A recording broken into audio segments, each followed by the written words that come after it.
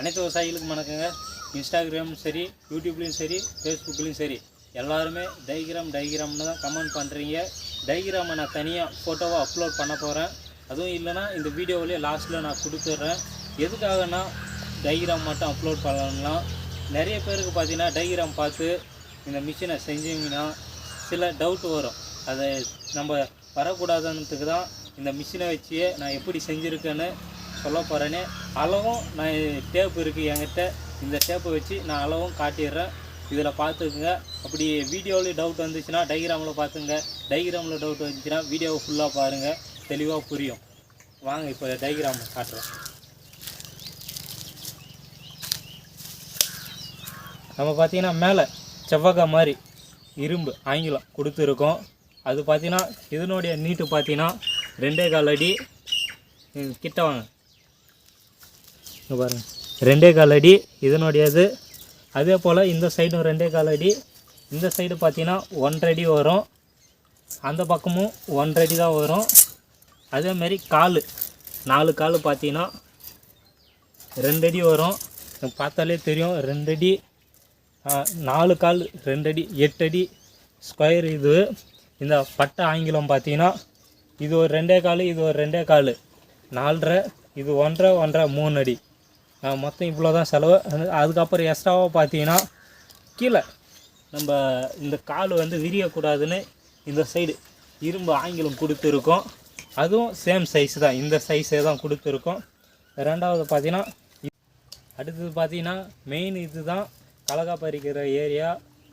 இதனுடைய சைஸு பார்த்தீங்கன்னா இம்பார்ட்டண்ட்டு. இதில் 4 இது பட்டை கொடுத்துருக்கோம். இந்த 4 பட்டையும் சேம் சைஸாக இருக்கணும். ஒன்று எக்ஸ்ட்ராவாக இல்லை இன்னொன்று கம்மியாக இருந்துச்சுன்னா என்ன ஆகுனா அலைன்மெண்ட் கரெக்டாக இருக்காது. உள்ளே வெளியே இருந்துச்சுன்னா நம்ம அரிக்கும் போது கை மேலே வந்துடும். இப்போ இல்லைன்னா சரியாக ஓடாது, சுத்தாது. இதனுடைய அகலம் பார்த்திங்கன்னா 2 அடி நீளம் வரும். இதனுடைய இது பார்த்திங்கன்னா 1 அடி வரும். எல்லாமே இப்போ பார்த்திங்கன்னா இந்த சைடு ஒரு 2 அடி, இந்த சைடு ஒரு 2 அடி, மொத்தம் 4 அடி. இதில் பார்த்தீங்கன்னா 2 8 அடி. அதுக்கப்புறம் 2 பேரிங் நம்பர் பார்த்தீங்கன்னா 6203. இந்த பேரிங் தான் போட்டு இருக்கேன். எதுக்காக இந்த பேரிங்னா நமக்கு வந்து அந்தளவுக்கு லோடு இல்லை. லோடு பார்த்தீங்கன்னா கம்மியாக தான் இருக்கும். நீங்கள் நினைக்கலாம் பவர் டில்லரில் போட்டு நம்ம ரன் பண்ணுறோம், லோடு அதிகமாக இருக்குன்னு. கண்டிப்பாக லோடே இருக்காது. இதிலலாம் நமக்கு வந்து இது ஃப்ரீயாக சுத்தத்துக்காக தான் அந்த பேரிங் போட்டுருக்கேன்.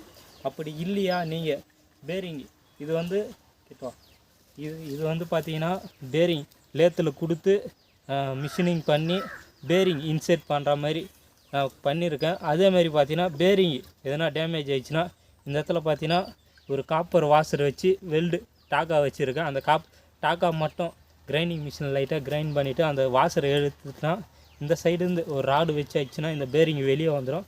பேரிங்கும் மாற்றிடலாம். அந்த சைடும் அதேமாரி தான் பண்ணியிருக்கேன். இரண்டாவது பார்த்திங்கன்னா இந்த புள்ளி இதுதான் முக்கியம். இந்த புள்ளி பார்த்திங்கன்னா வேறு எதுலேருந்து நான் எடுக்கலை. எங்கள் வீட்டில் பழைய கிரைண்டர் இருந்துச்சு, அந்த கிரைண்டரோட புள்ளி தான். இந்த 2 நெட்டு போட்டு லாக் பண்ணி வச்சுருக்கேன். இந்த 2 நெட்டு லாக்கு வந்து பார்த்திங்கன்னா அதாவது இது வந்து பழைய புள்ளி தான். எப்போன்னா கைண்டிக்கும் இல்லை லூஸ் ஆகிடுறதுக்காக இந்த சைடு ஒரு 2 டாகா வச்சுருக்கேன். அது எல்லாமே டாகா பார்த்திங்கன்னா நம்ம கிரைண்டிங் பண்ணாலே வெளியே வந்துடும். வெல்டிங் அந்தளவுக்கு ரொம்பலாம் அடிக்கலை. 2 டாகா 3 டாகாலாம் அடிக்கலை. இதனுடைய டைகிராம் பார்த்துங்க. இங்கே பாருங்கள், ப்ளஸ்ஸு இதனுடைய இது ப்ளஸ்ஸு, இந்த சைடு ப்ளஸ்ஸு, அதேமாதிரி இந்த நீட்டு. அவ்வளோதான். இதில் 2த்துலேயும் 1.5 அடி இருக்குல்ல, இதில் சென்டர் பாயிண்ட் வச்சு பேரிங்கு. அவ்வளோதான். இப்போ பார்த்திங்கன்னா நம்ம சுற்றும் போது இப்படி சுற்றுச்சுன்னா நம்ம கலகா இப்படி வைக்கும்போது கொடியை அதில் இருக்கிறது அப்படியே பறிச்சிட்டு போயிடும். இரண்டாவது பார்த்திங்கன்னா இந்த கட்டை தான் மிக மிக முக்கியம். ஏன்னா இதனுடைய கிட்ட ஒன்று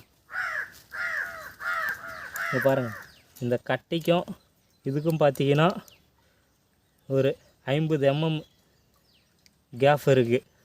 அதாவது 5 சென்டிமீட்டர் கேப் இருக்குது. எதுக்காகனா இந்த கேப்பில் தான் நம்ம கொடியை வைக்கிறோம். கொடியை வைக்கும்போது பார்த்திங்கன்னா இது சுற்றும் போது இப்படி கொடியில் இருக்க கலகாய் எல்லாமே பறிக்கும்.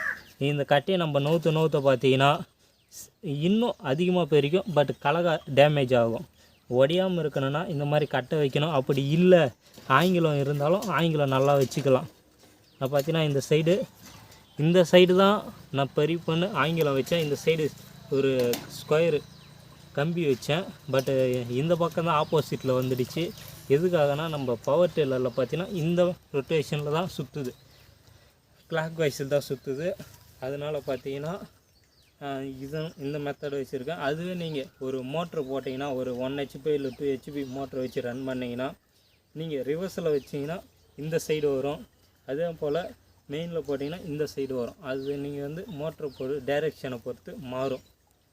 இதில் வேறு அந்தளவுக்கு செலவெல்லாம் இந்த ஸ்கொயரு, இந்த ஸ்கொயர் பைப்பு, அதுக்கப்புறம் பார்த்தீங்கன்னா இந்த பட்டை ஆங்கிலம், அதுக்கப்புறம் இந்த பேரிங்கு எல்லாம் பார்த்தீங்கன்னா ஒரு 2000 ரூபாய்க்கு மேலே வந்துச்சு. இந்த ஸ்கொயரு இது மட்டும்தான் 1500 ரூபா ஆச்சு. இந்த பேரிங் ஒரு 150 300 பிராண்டட் தான் போட்டு இருக்கேன். அந்த பிராண்டு சொல்ல வேணாம், ஏன்னா அது வந்து ப்ரொமோஷனாக நீங்கள் நினச்சிப்பீங்க. பேரிங் நம்பர் மட்டும் 6203 2 சைடும் போட்டு இருக்கேன். ரெண்டும் சேம் சைஸு தான். எதுக்காகனா ரொம்ப லோடு இதில் இருக்காது, அதனால் இந்த பேரிங் போட்டு இருக்கேன். இதில் வேறு எதுவும் இல்லைங்க. அதில் பார்த்தீங்கன்னா நம்ம பவர் டில்லரு கனெக்ட் பண்ணிடுறோம். பவர் டில்லர் பார்த்தீங்கன்னா எங்களது 1 ஹவருக்கு 1 லிட்டர் டீசல் தான். 1 ஹவருக்கு இப்போ டீசல் விலை பார்த்தீங்கன்னா 108 ரூபா 110 ரூபா பெட்ரோல் போகுது. அதில் பார்த்தீங்கன்னா 104 ரூபா 105 ரூபா டீசல் விற்பனை பண்ணுறாங்க. ஒரு ஏரியாவுக்கும் மாறுபடும் டீசலோடைய விலை. இப்போ அதனால் 1 லிட்டர் டீசல் பார்த்தீங்கன்னா 1 ஹவரு நம்ம எப்படியும் ஒரு 5 மூட்டை இல்லை 4 மூட்டை கலக்காவை இதில் பறிக்கலாம். ஒரு மூட்டை பறிக்கணும்னா எப்படியும் ஒரு 4 இல்லை 5 கூலி ஆள் வைக்கணும். ஒரு கூலி ஆளுக்கு பார்த்தீங்கன்னா 210லேருந்து 250 வரைக்கும் வாங்குகிறாங்க சில ஊர்லேயும். எங்கள் ஊரில் பார்த்தீங்கன்னா 200 வாங்குகிறாங்க. மதியானத்துக்கு மேலே வந்தால் 140 ரூபா வாங்குகிறாங்க எங்கள் ஊரில். அது போல் தான் இப்போ நம்ம ஒரு மூட்டை பறிக்கிறதுக்கே ஒரு 4 கூலி ஆள் வச்சோம்னா 800 ரூபா இல்லை 1000 ரூபா ஆகிடும். இதில் பார்த்தீங்கன்னா வெறும் 100 ரூபா 150 ரூபா டீசல் நம்ம பவர் டில்லருக்கு போட்டாலே நம்மளே பறிச்சுக்கலாம். பட் நம்மளோட வீட்டில் இருக்க ஆளுங்க தான் ஆல்ரெடி நம்ம கூலி ஆள் வச்சோம், நம்மளும் இறங்கி வேலை செய்வோம். அதனால் பார்த்தீங்கன்னா நமக்கு தனியாக காசெல்லாம் செலவாகப்பதில்லை. வெறும் 100 ரூபா. அப்படி இல்லையா ஒரு ஏக்கரா இதில் பறிக்கணும்னா வெறும் 800 இல்லை 1000 ரூபா. அதாவது 10 லிட்டர் டீசல் இருந்தால் சாலிடாக 15 மூட்டை 20 மூட்டை பறிச்சிடலாம். இந்த வாட்டி பார்த்தீங்கன்னா எங்களுது ஒரு 8.5 லிட்டர் இருக்குன்னு நினைக்கிறேன். 8.5 லிட்டரு ஊற்றணும், 15 மூட்டை பறிச்சிச்சு. என்ன இதில் பார்த்தீங்கன்னா டிஸ்அட்வான்டேஜ்னு பார்த்தீங்கன்னா அதிகமாக சத்தை மண் எல்லாமே கலந்து வருது. அதுக்காக தான் இந்த ஆயில் டின்னு, அந்த டின்னு இருக்குல்ல, அதை வெட்டி வச்சுருக்கேன்.